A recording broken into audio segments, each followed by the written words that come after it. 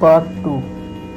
कुछ देर बाद वह पानी के ऊपर आया, लेकिन वह लड़की कहीं नहीं दिखाई दे रही थी। मैंने आंखें बंद करके भगवान से प्रार्थना की, लेकिन जब मैंने आंखें खोली तो मेरे बगल में ही पुल की रेलिंग पर वही औरत बैठी थी जो कुछ देर पहले नदी में कूद गई थी।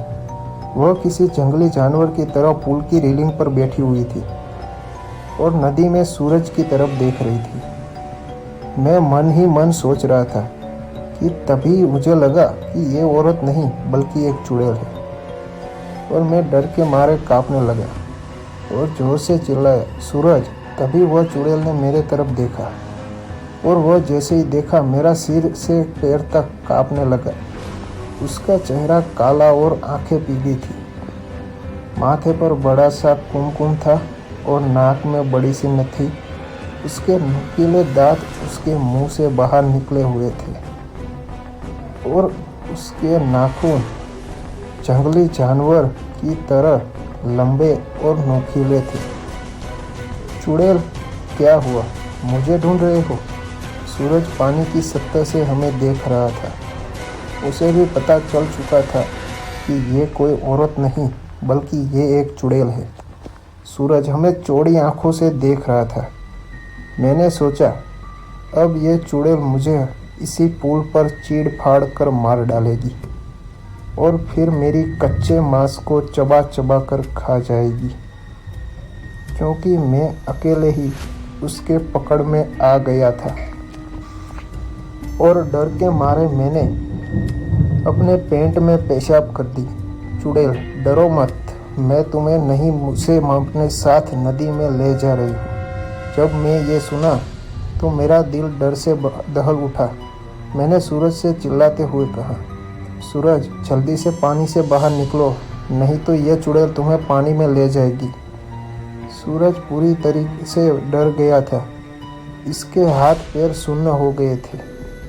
उसे एहसास हो गया था कि वह नदी में से बाहर नहीं निकल पाएगा, क्योंकि वह नदी के बीचों बीच था। चुड़ैल मेरे तरफ देखकर मुस्कुराई और फिर नदी में छलांग लगा दी। सूरज आखिरी बार चिल्लाया और चुड़ैल उसे पानी में अपने साथ ले गई। कुछ देर तक पानी में से बुलबुले निकलते रहे, पर कुछ देर बाद वो भी बंद हो गए। मैं आंखें फाड़ कर नदी में देख रहा था और सूरज को पुकारता रहा, और इतने में नदी के पानी में खून दिखाई दिया। मेरी आंखों में आंसू आ गए और मैं समझ गया कि उस चुड़ैल ने सूरज को मार दिया है। मैं वो सदमा बर्दाश्त ना कर सका। मेरी आंखों के सामने अचानक अंधेरा छा गया और मैं उसी जगह पर बेहोश हो गया। जब मुझे होश आया तब सुबह हो चुकी थी। मैं 4-5 लोगों से घिरा हुआ था। पुल पर काफी सारे लोगों की भीड़ जमी हुई थी। लोग पुल के नीचे झांक रहे थे। मैं उठा और दौड़कर पुल के पास गया और देखा, पानी में नदी के किनारे सूरज की लाश तैर रही थी। उस चुड़ैल ने बड़े ही बेदर्दी से सूरज के सीने से दिल निकाल लिया था। मेरा सबसे अच्छा दोस्त मुझे छोड़कर चला गया था। उस दिन मुझे कामी गांव के लोगों से पता चला कि उस नदी में 100 साल पहले से किसी चुड़ैल का वास था। असल में हुआ ये था कि अंग्रेज़ों के ज़माने में एक अंग्रेज़ अफसर ने सुंदरा नाम के एक औरत का बलात्कार किया था। ये बात आसपास के हर गांव में फैल गई। इसी कारण सुंदरा से गांव की कोई भी औरत बात नहीं करती थी, क्योंकि सब लोग कहते थे कि उसकी पवित्रता नष्ट हो चुकी है। गांव के लोग उसे हर दिन ताने मारते थे। कुछ दिन बाद सुंदरा के पति ने भी उसे छोड़ दिया। तब सुंदरा अपने घर चली गई। कामी गांव ही उसका मायके था, लेकिन वहाँ भी उसे बहुत सारी बेइज्जती झेलनी पड़ी। वह हर दिन लोगों के ताने सुनकर तंग आ गई थी।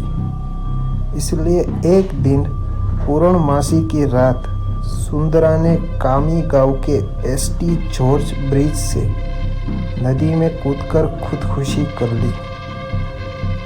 मरने के बाद वह चुड़ैल बन गई और पूर्णमासी की रात सुंदरा उस ब्रिज पर आती थी और लोगों को इसी तरह कपट से अपना शिकार बनाती। कामी गांव के कुछ बुजुर्ग लोग ये भी कहते हैं कि 100 पुरुष या लड़कों का दिल खाने के बाद वह चुड़ैल फिर से एक सुंदर औरत बनने वाली थी। इसलिए वह सिर्फ पुरुषों और लड़कों को अपना शिकार बनाती थी और उनका दिल कच्चा चबा जाती थी। सूरज के मारने के बाद कामी गांव के एसटी जॉर्ज ब्रिज पर कभी भी वह चुड़ैल दिखाई नहीं दी। इसलिए कामी गांव के लोग कहते हैं कि मेरा दोस्त सूरज उस चुड़ैल का आखिरी शिकार था और उसके बाद वह फिर से जिंदा और सुंदर स्त्री बन गई और अभी वह किसी आदमी के साथ सामान्य जीवन जी रही होगी।